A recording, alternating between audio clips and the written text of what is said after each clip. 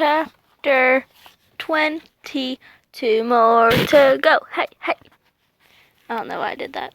Anyways, Chapter 20, guys, of My Teacher's an Alien. 21 and 20 are the two last chapters. Then we get to start My Teacher Fried My Brains, which, by the way, people, it's a great book. Okay, I'm just going to get right into it because I'm excited. Let's finish this book today. The alien invasion rumors had reached the adults too, as I found out that night at dinner. "My goodness, Susan," said my mother as she was dishing up my broccoli. "I hope you don't believe any of this nonsense." Believe it, I thought. I started it.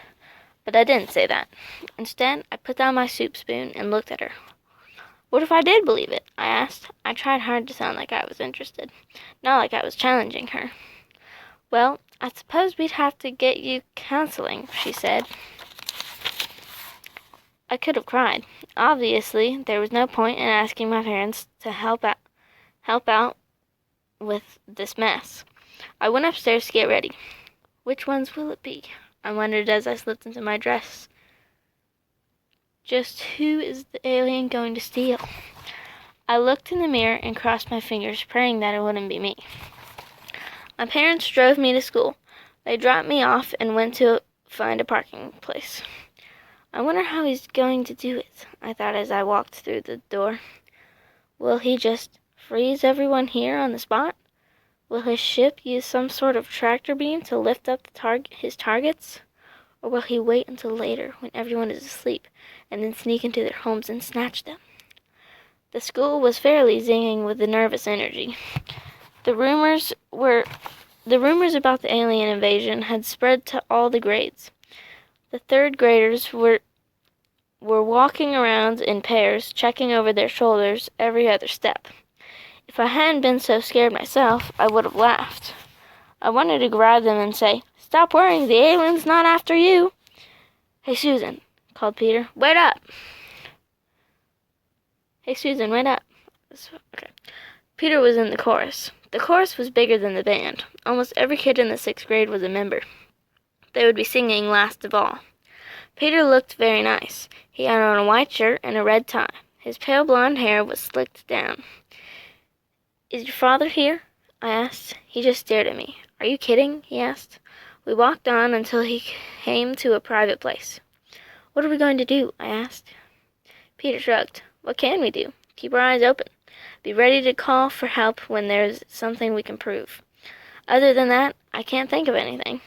Is Broxholm here?" I nodded. All the teachers had come to the concert to keep us under control while we were waiting to perform. I figured Broxholm wasn't ready to blow his cover yet. Peter glanced at his watch. "We'd better get into the gym," he said. "No sense in getting in any more trouble than we have to." The gym was where we had to wait for our turn to perform. It was across the hall from the combination cafeteria and auditorium, where we put on our concerts. Wait, what we put on? Concerts? Okay. The 3rd grade chorus was about to go on when Peter and I walked in. "Get over here, you two," hissed Miss Tompkins, the world's oldest living 5th grade teacher. "They're ready to start." As we walked across the gym, I heard the 3rd grade chorus begin to sing.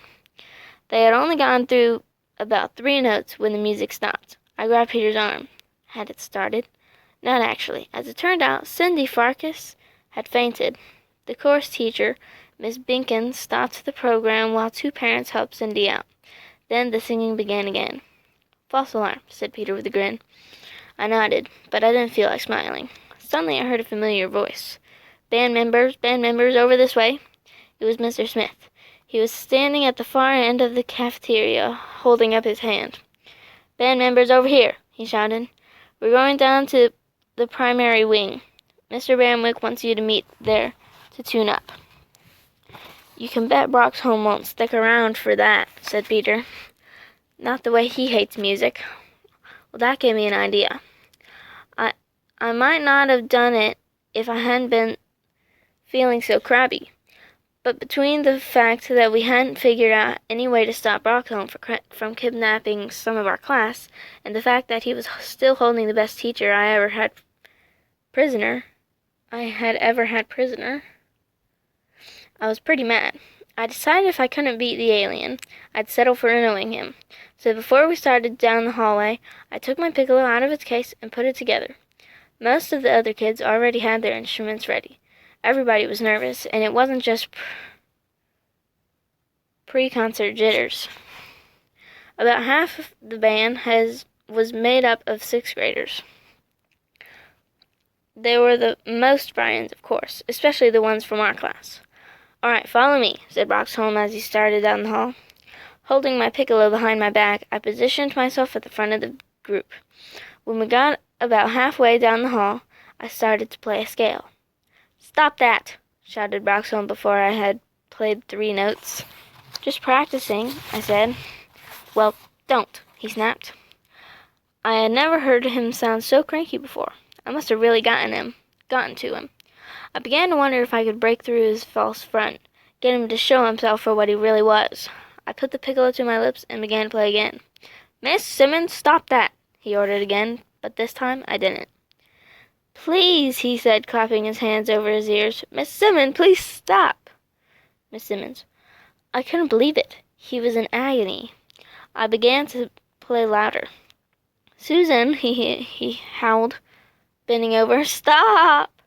I took the piccolo away from my lips for just an instant. "Not on your life, Broxholm." Then I started to play again, the best piccolo music I knew, the solo from the Stars and Stripes Forever. "Stop it!" shouted Broxholm, stumbling down the hall ahead of me. "Stop, stop, stop! Help me, you guys," I said. That was a big mistake. As soon as I took a pause from playing, Broxholm spun around and snatched at my piccolo, but I pulled it back to safety before he could tear it from my hands. "Take this, you alien creep," I said, and then I trailed him with the high C. Like a C, like, except high. Except the piccolo. You should probably search up a video of a piccolo player. Probably help you a little bit.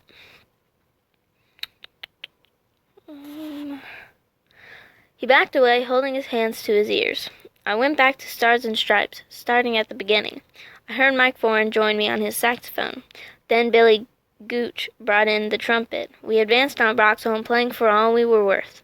He retreated down the hall, his handsome face twisted with pain. Now the clarinets were coming in, and the rest of the trumpets. Then came the drums, and finally, deep and low and powerful, the saxophone. We sounded fantastic. Mr. Banwick came running out of the room where he had been waiting for us. "They're playing it!" he cried in joy. "They're playing it!" But now I heard Dr. Bleakman charging down the hall behind us. "What's going on out here?" he roared. "Smith, Banwick, can you keep those kids under control?" "They're playing it!" cried Mr. Banwick joyfully. 7 years I've been waiting for this." "Stop that!" roared Bleakman.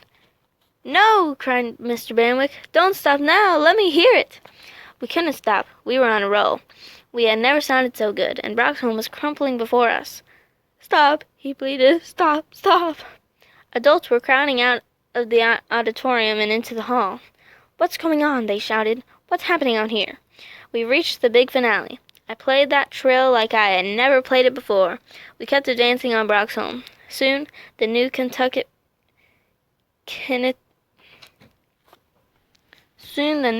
Kennetuck Falls Elementary School marching band had the alien cowering in a corner.